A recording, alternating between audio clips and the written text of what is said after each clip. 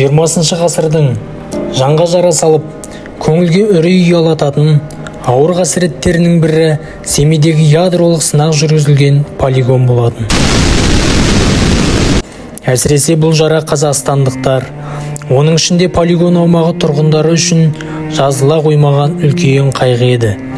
Қазақстандық эколог, химик ғалымдармен қатар генетиктерді де осы өңірдің ядролық сынақтарға ұшыраған елі мен жерінің тағдыры қатты толғандырған еді. 1947 жылы тамызда КСРО Министрлер Кеңесінің шешімімен шартты түрде номер 2 оқу полигоны деп аталған атом полигонын құру туралы қаулы қабылданды. Полигон құрылысы үшін Семейден батысқа қарай 140 шақырым жерде жан-жағы шағын таулармен қоршалған және халық көп шоғырландырылған жерден алшақ территория таңдалып алынды.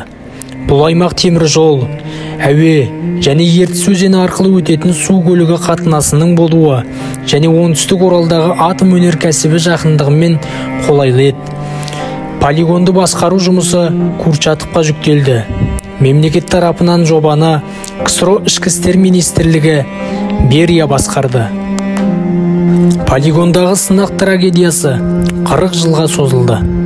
1951 жылы 18 қазанда уран бомбасы, 53 жылы 12 тамызда жер үстінде дүние жүзінде алғаш рет қуаттылығы 500 килотонна болатын сутегі бомбасы сыналды.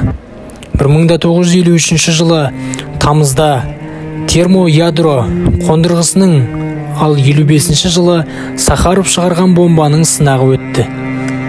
1949 жылы алғашқы жер бетіндегі жарылыстан бастап Семей және Павлодар облыстарының радиациялық сәулелерінің ықпалына ұшыраған басқа аймақтардың тұрғындарының арасында сырқат санының ұдайы өсіп келе жатқаны байқалды.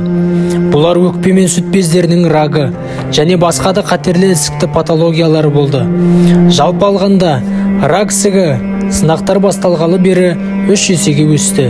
Семей полигонына жақын нақ сол аудандарда жетілуіндегі әртүрлі ауытқулар, тәндік және естік кемшіліктері әрқилы сәбилер дүниеге көп келді. Мамандардың айтуынша, соның бәрі қысқа мерзімді және қалдықты радиацияның кесірінен болатын генетикалық мутациямен байланысты. Адамдар ғана емес, жер де азап шекті. Алайда, елімізге қаншама қайғы қасірет әкелген полигон елбасы Нұрсұлтан Әбішұлы Назарбаевтың бастамасымен 1991 жылдың күзінде жабылды. Осылайша 459 ядролық жарылыс өткен бұл полигон енді мәңгіге тыншыды. Ядролық державалар Қазақстанның тәуелсіздігіне, егемендігіне және бүгінгі шекараларының өзгермейтіндігіне кепілдік берді. Қазақстанның тәуелсіздігіне, территориялық біртұтастығына қарсы күш қолданбауға міндетті. Қазақстанға экономикалық қысым көрсетуге болмайтынын мәлімдеді. 1995 жылы соңғы ядролық қару қазақ елінен әкетілді.